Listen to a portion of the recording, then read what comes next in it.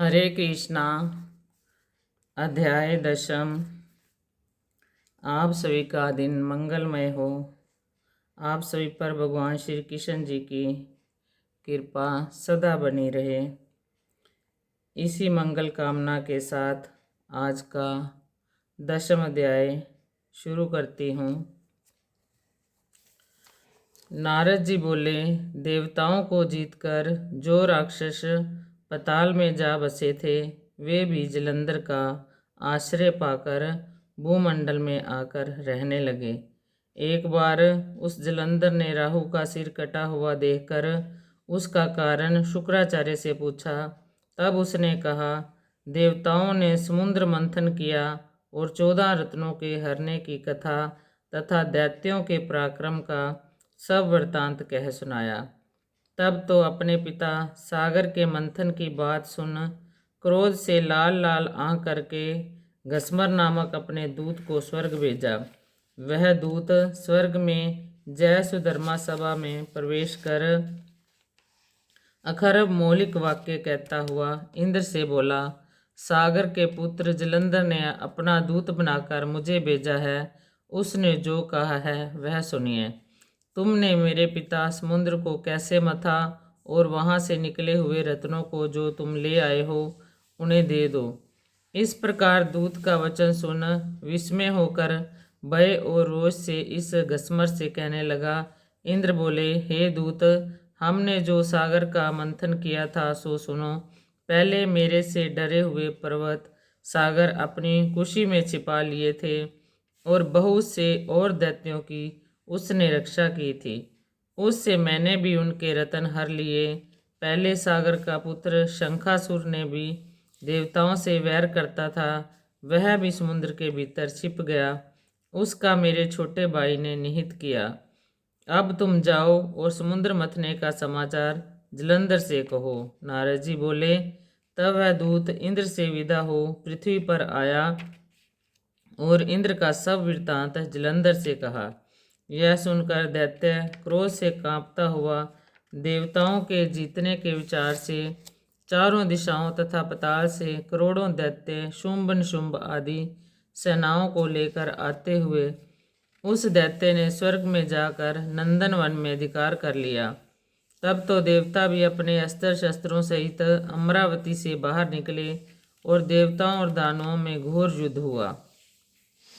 मूसल, पारी, बाण, गदा, बर्छी, फरसा आदि शास्त्रों से एक दूसरे को मारते हुए दोनों तरफ के हाथी, घोड़ा सवार आदि के मरने से वहां रुधिर की धारा बहने लगी तथा सायंकाल के बादलों की तरह वह रणभूमि में शोभा दे रही थी।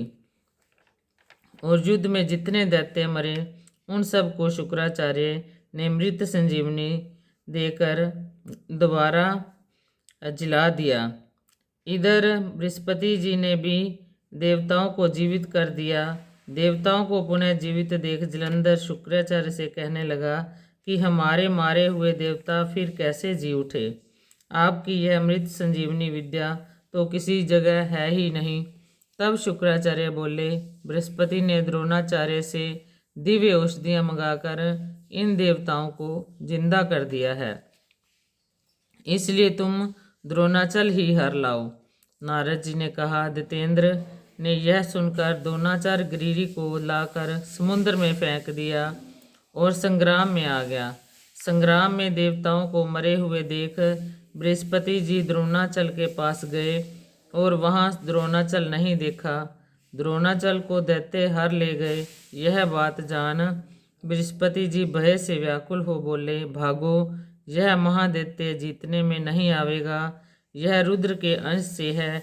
इंद्र ने जो कुछ किया है उसे याद करो। बृहस्पति की यह बात सुन सब दैत्य के द्वारा हारे देवता 10 दिशाओं में भाग गए। सागर के पुत्र जलंधर ने देवताओं को भागते हुए देख शंख बेरी का शब्द करते हुए अमरावती में प्रवेश किया। उसके वहां जाने पर इंद्र आदि देवता उससे पीड़ित होकर सुमेरु पर्वत की कंदरा में रहने लगे। ऐसे देवताओं को जीतकर वह वहां राज करने लगा। फिर जलंधर शुभदादिक सब बड़े बड़े दैत्यों को देवताओं के स्थानों पर अलग अलग नियत करके आप सुमेरु पर्वत को चला गया। इति दशम अध्याय। बोल कार्तिक महात्म की जय। अच्युतं केशवं कृष्ण दामोदरं रामनारायणं जानकी वल्लभं सेवा पूजा वंदना शंकर आपके हाथ।